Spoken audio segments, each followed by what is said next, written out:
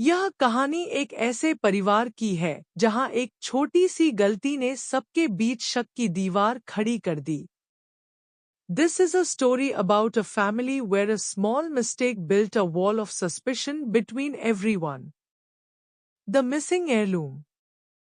शर्मा परिवार एक खुशहाल परिवार था। The Sharma family was a happy family. Rajesh और कविता अपने दो बच्चों अंकित और रिया के साथ रहते थे। Rajesh and Kavita lived with their two children, Ankit and Riya. एक दिन राजेश की दादी का दिया हुआ पुराना सोने का हार गायब हो गया। One day, an old gold necklace given by Rajesh's grandmother went missing.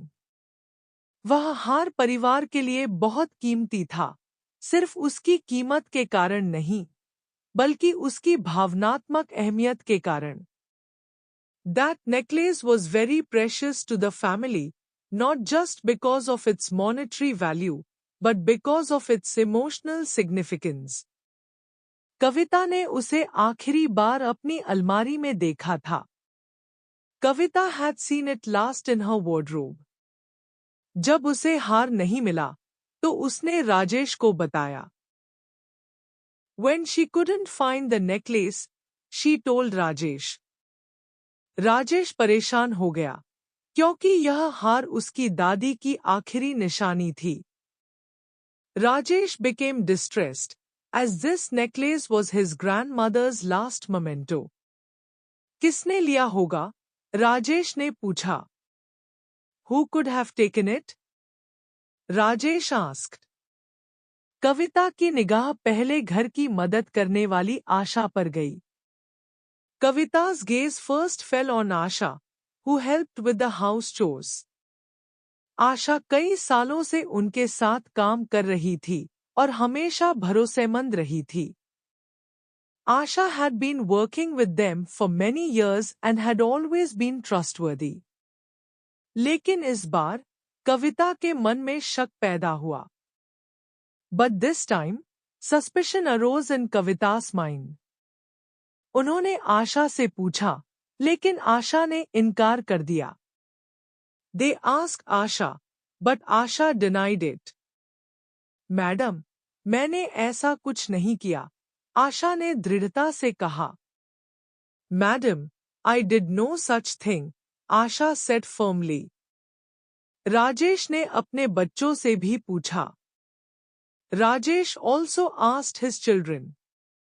अंकित, जो एक कॉलेज छात्र था, ने कहा कि वह दिन भर बाहर था। Ankit, who was a college student, said he was out all day.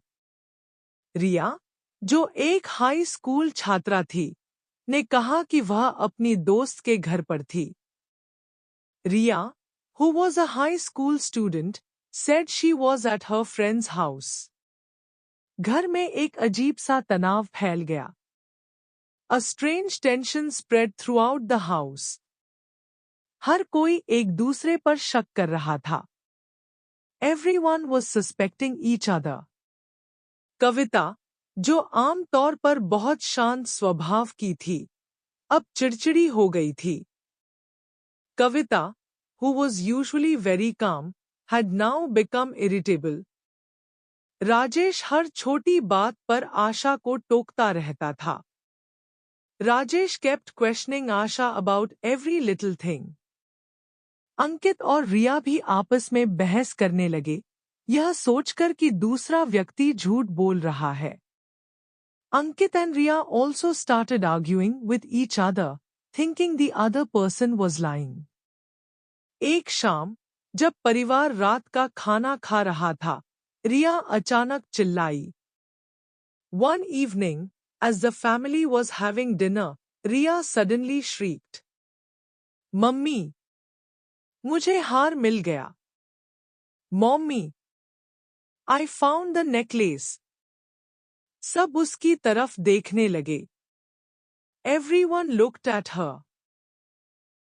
रिया के हाथ में हार था और वह उसे मुस्कुराते हुए दिखा रही थी। Riya had the necklace in her hand, showing it with a smile. यह कहाँ था? कविता ने हैरत से पूछा। Where was it? Kavita asked in surprise. याद है मम्मी, मैंने आपसे अपनी डॉल के लिए कुछ कपड़े मांगे थे, रिया ने कहा। Remember mom, I asked you for some clothes for my doll? Riya said. आपने मुझे कुछ पुराने कपड़े दिए थे और मैंने उन्हें अपनी अलमारी में रख दिया था। You gave me some old clothes and I put them in my wardrobe. लगता है हार उन कपड़ों में उलझ गया था और मैं उसे अपनी डॉल के कपड़ों के डिब्बे में रख दिया। It seems the necklace got tangled in those clothes and I put it in my doll's clothes box. एक गहरा सन्नाटा छा गया। A deep silence fell. कविता और राजेश ने एक दूसरे को देखा, उनके चेहरे पर शर्मिंदगी थी। Kavita and Rajesh looked at each other, embarrassment on their faces. उन्होंने आशा पर बिना वजह शक किया था। They had unjustly suspected आशा. उन्होंने अपने बच्चों पर भी अविश्वास किया था। They had also distrusted their children. आशा की आंखों में आंसू थे, लेकिन उसने कुछ नहीं कहा। Tears were in Asha's eyes, but she said nothing. Rajesh ने आशा से माफी मांगी। राजेश apologized to आशा. कविता ने उसे गले लगा लिया। कविता hugged her. उस दिन शर्मा परिवार ने एक महत्वपूर्ण सबक सीखा। That day, the Sharma family learned an important lesson. बिना सबूत के किसी पर शक करना कितना हानिकारक हो सकता है। How harmful it can be to suspect someone without proof. वे समझ गए कि विश्वास ही किसी भी रिश्ते की नींव है। They understood that trust is the foundation of any relationship.